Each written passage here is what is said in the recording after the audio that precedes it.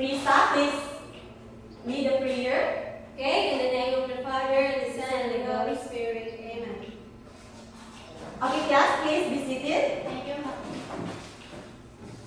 Good morning, class. Good morning, Ma'am. How are you today? We are all fine. Very good. So now, class, may I know who are absent this afternoon? None, Ma'am. Okay, so and I gave you last meeting an assignment. None, Ma'am. Okay, so since none, we will know first our classroom rules. So everybody, please read. During the class, everyone is expected to cooperate and participate. Avoid going in and out to the classroom. Avoid talking with your seatmates. If you have clarifications, please approach your teacher directly. Is our classroom rules are clear, class? Yes, Ma'am. Okay, so now I have here a pictures. All you have to do is to examine the pictures, and this time, in the count of 3, you will answer and the pictures that you will observe, but do not answer in chorus. Did you understand, class? Yes, Ma'am. Okay.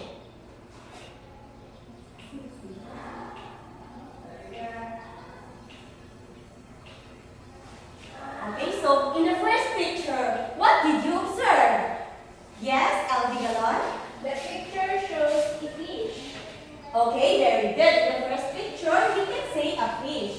So now let's move to the second picture. In the second picture, yes, with the classes? It's a frog, Ma'am.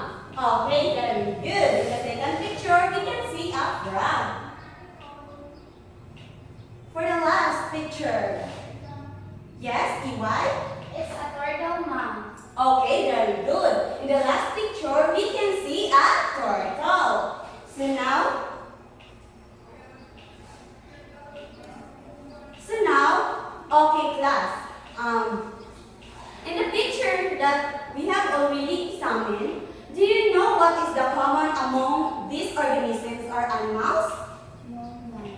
Okay, so since no, we will in the next activity we will find out. But before that, I will give you a group activity. In this activity, I will show you a video. All you have to do, class, is to observe and answer the following questions that I will give you.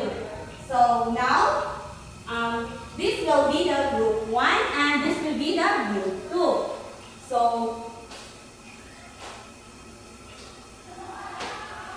for the group 1, here is your materials, and for the group 2.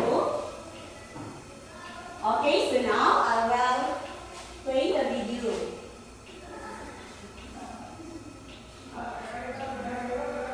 Okay, so now let's have the video. But before I will play the video, class, let us know first our guide question.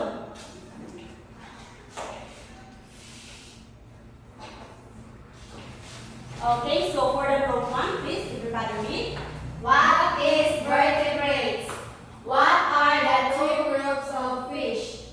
What is the characteristics of agnatha fish? And give the examples. What is the characteristics of stomata and give the examples. And for the group 2, please, everybody read. What is amphibians and give the examples. What is reptiles and give the examples.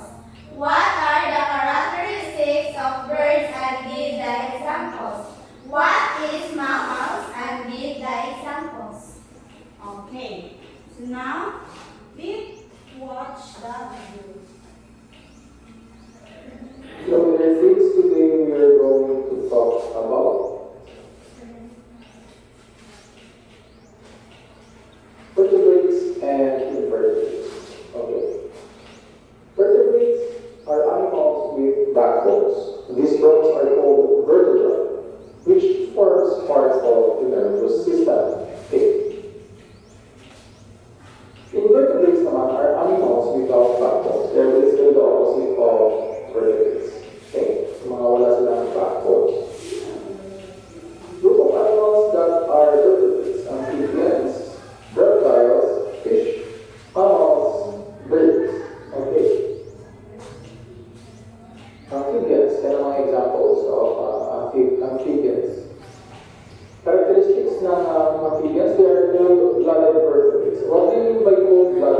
means that they basically change their body temperature according to their surroundings. Okay, unlike tayo mga tao, we cannot change our body temperature.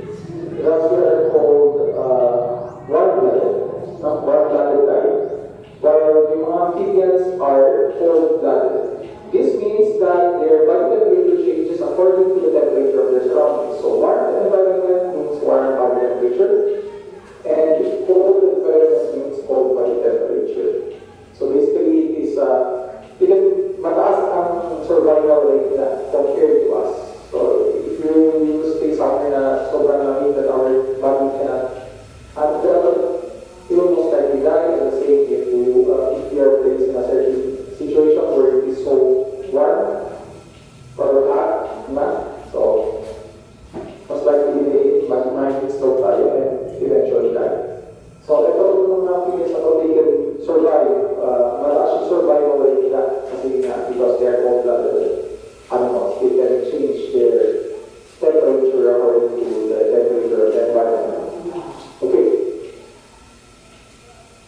Amphibians are hairless, wala silang buhok, and have moist skin.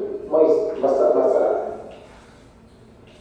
Water can go in and out through their skin, so technically because of that, they can actually absorb water. Pero not like a sponge.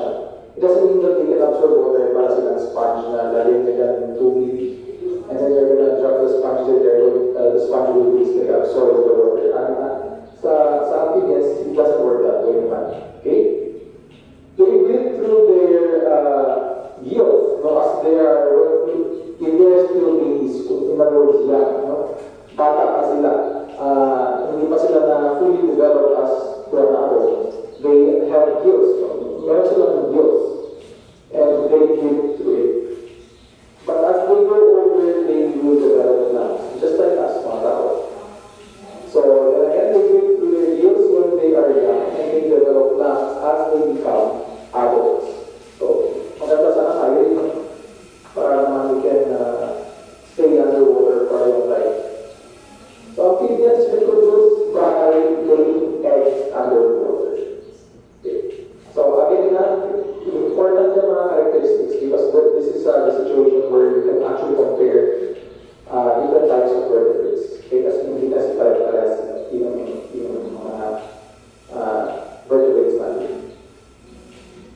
So frogs, toads, Sicilian, salamander, and newt are examples of amphibians. I hope I pronounced that Sicilian or Sicilian. Examples of amphibians. Okay. Next is reptiles. Ito naman mga reptiles. Kanina amphibians, ngayon naman we have a different class which are reptiles. Most people tend to get confused about these two. Okay, so that's why it's very important for us to take note of their information. Characteristics there. Reptiles have rough, scaly, and dry skin. Their skin protects them from the weather and prevents water loss from their bodies. So unlike yung sa amphibians, yung water can just go in and out of their skin. Unlike ito sa reptiles, since they have this dry skin, so basically they can protect themselves from losing water from their body.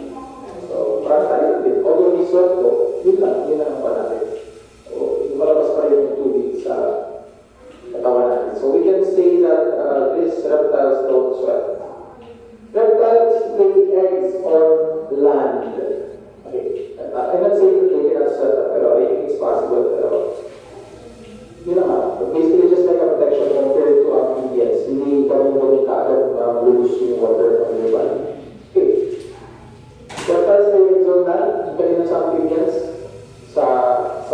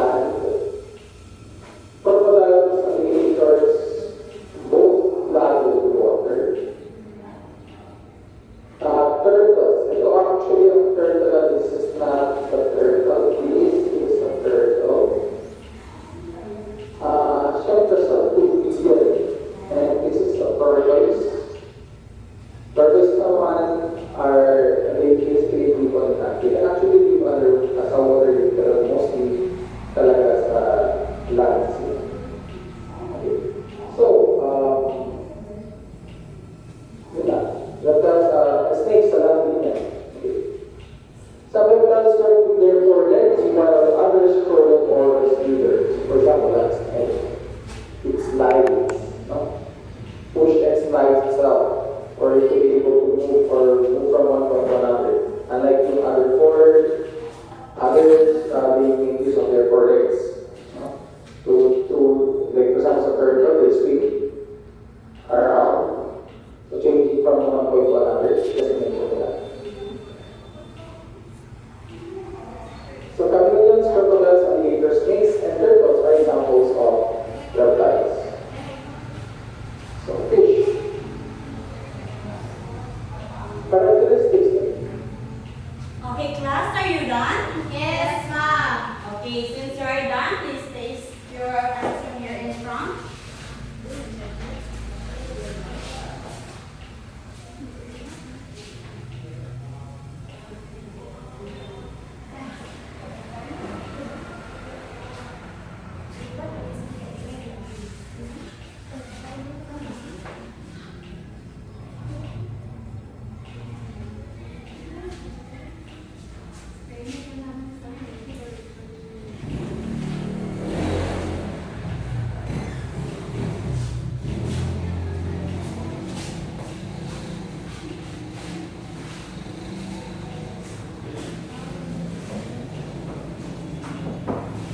Okay, so now select one representative in your group and then please read your answers here in front.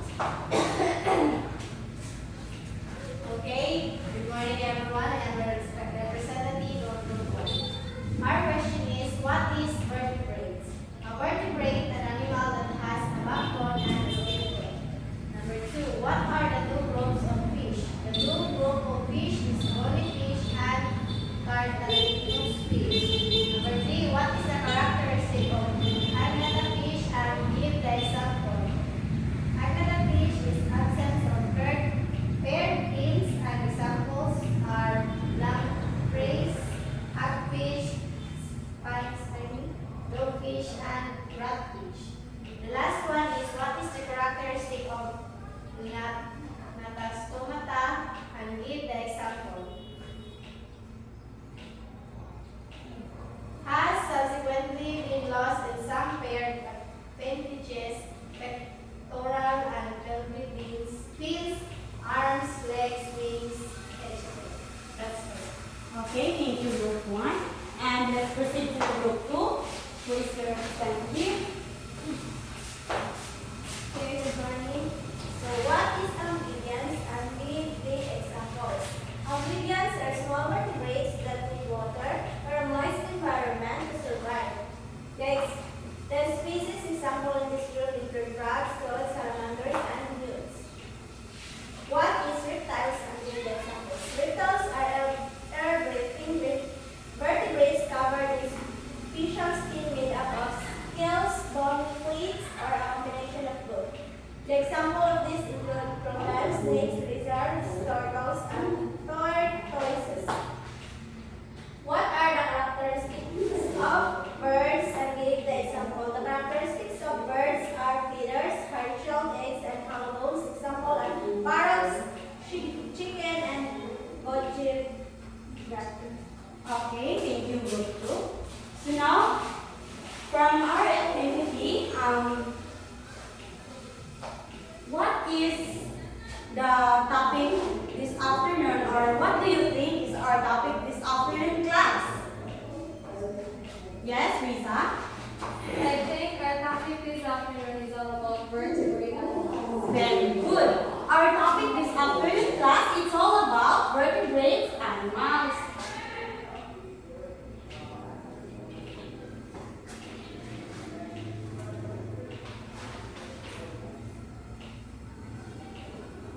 Okay, but before we tackle the vertebrate animals class, let us know first our objective. So everybody, please read. At the end of the lesson, the grade 6 pupils will be able to do the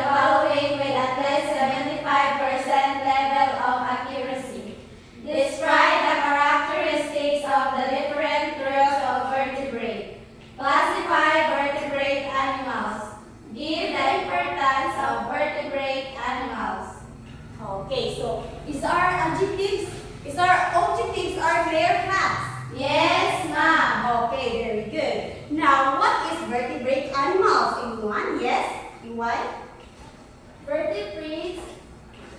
A vertebrate is an animal that has a backbone and a skeleton now. Very good. Vertebrate animals class, it can be subdivided into 5 groups. First, we have fishes. Second, amphibians. Third, reptiles. Fourth, birds. And the last, we have mammals. Okay, so now class, what are the 2 major groups of fish? Anyone? Yes, EY? The major groups of fishes are trawlers fish, bonyfish, and cartilaginous fish, ma'am. Very good, exactly, it is correct. And jellyfish no have scales and no jaws. Cartilaginous have jaws and scales, and their skeleton is made of cartilage. So now, what are the characteristics of agnatha fish, and give the example of each? Yes, Balwati? The characteristics of agnatha fish are characterized by absence of paired fins. An example are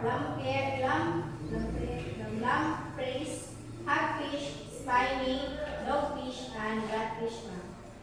Exactly, and it is also presence of the notochord both in the larva and adults and 7 or more paired and core-shell. Now, what are the characteristics of agnatha stomata fish together with an example? Anyone? Yes, Galon? The characteristic of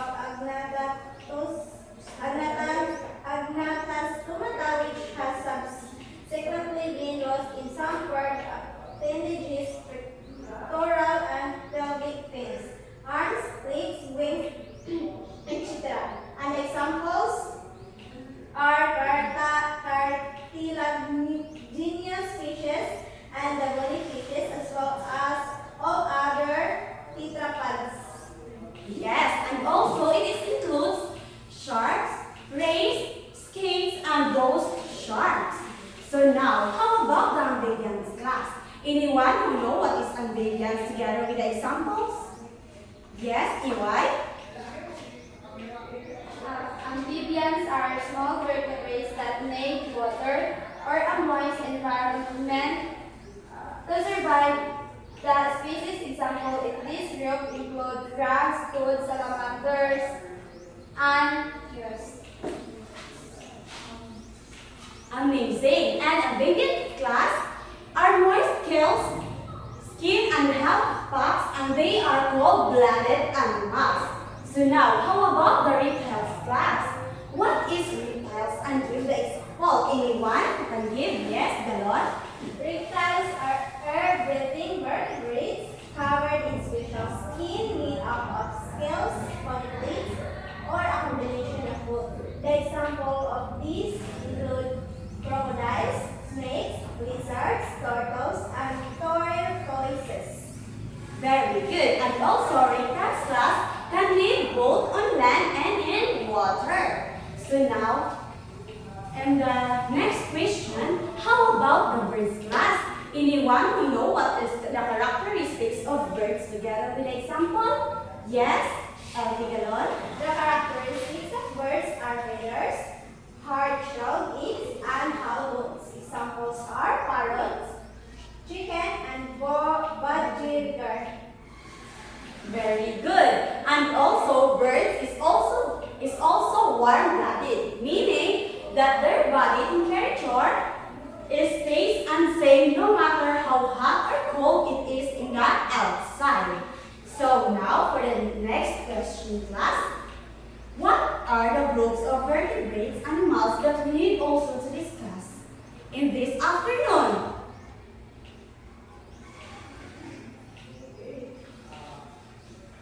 On the other hand, what are the last group of animals or vertebrates that we need to discuss this afternoon? Anyone?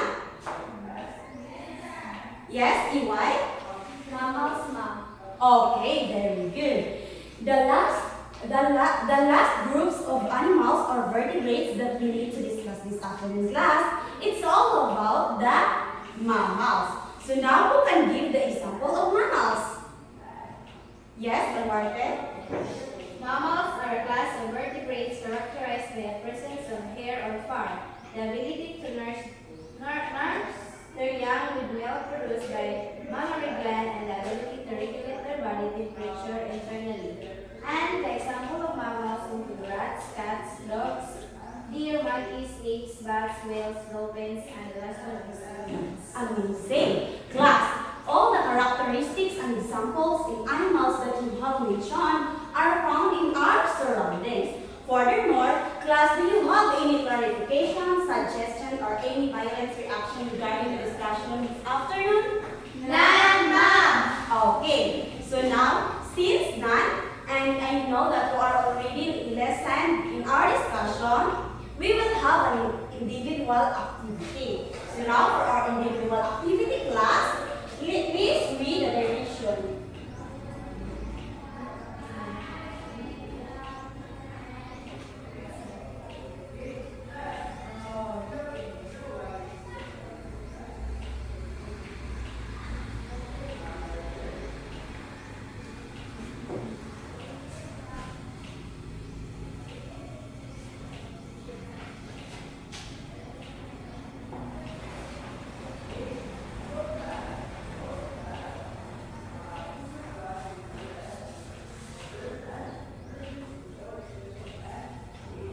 Okay, class, for the direction of the individual activity, please everybody read. Classify the 5 groups of vertebrates, which are fish, amphibians, reptiles, birds, and mammals. Okay, so now I will give you the one paper that you will answer.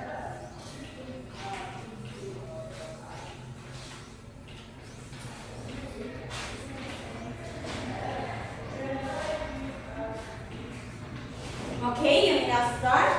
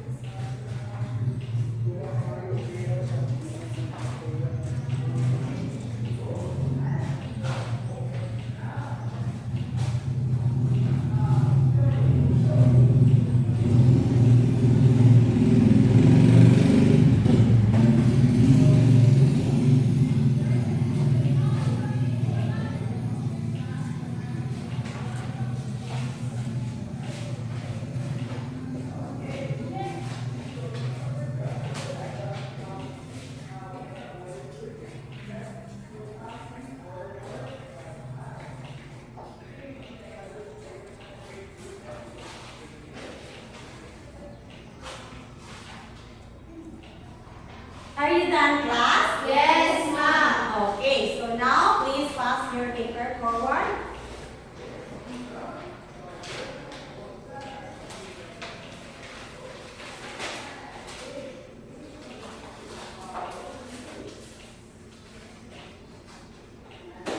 Okay, so this time I will select one representative to come here in front. So,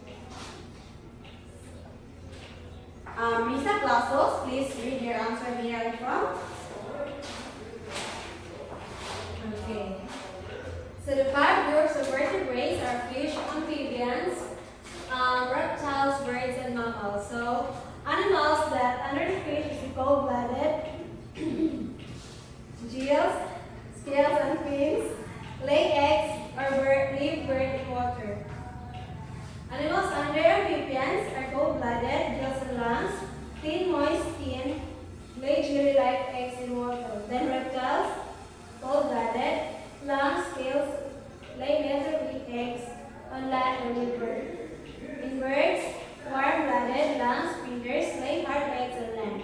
Then in mammals, warm-blooded lungs, then hair, live bird, and feed young ones. That's Okay, so now let's give a round of applause of Miss Risa.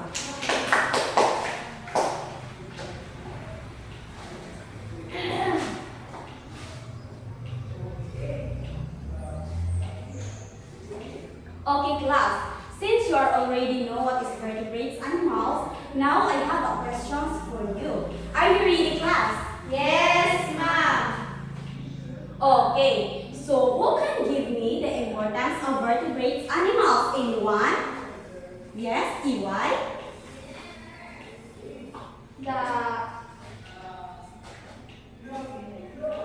importance of vertebrate animals, it provides milk, like food and clothing, ma'am.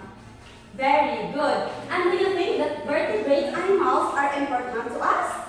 Yes, ma'am. And why? Anyone? Yes, the one, Elfie? Vertebrates are also important of humans for a variety of reasons. Okay, very good. Exactly. Because vertebrate animals class, it can help us to survive also. So now, for the last question class, it is important to take care of the different animals in our surroundings. Yes.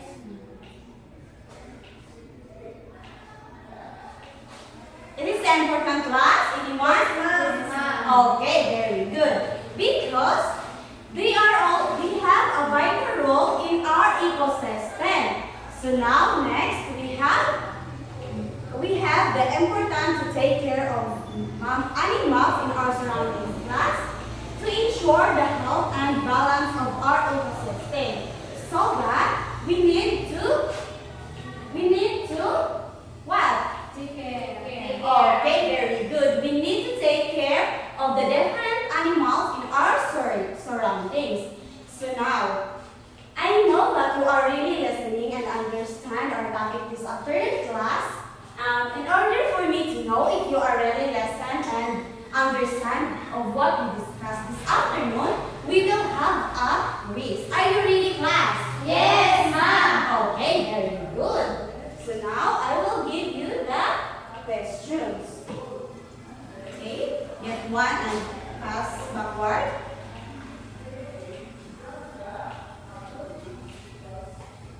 Okay, you may now start answering, and also I will give you 2 minutes for the time of your answer.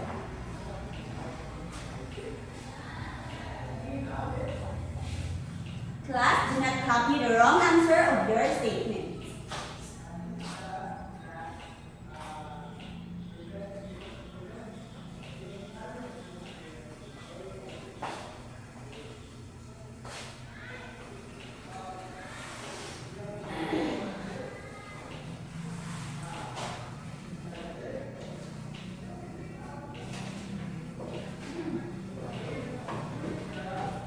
Are you done, class? Yes, ma'am. Okay, so pass your paper forward.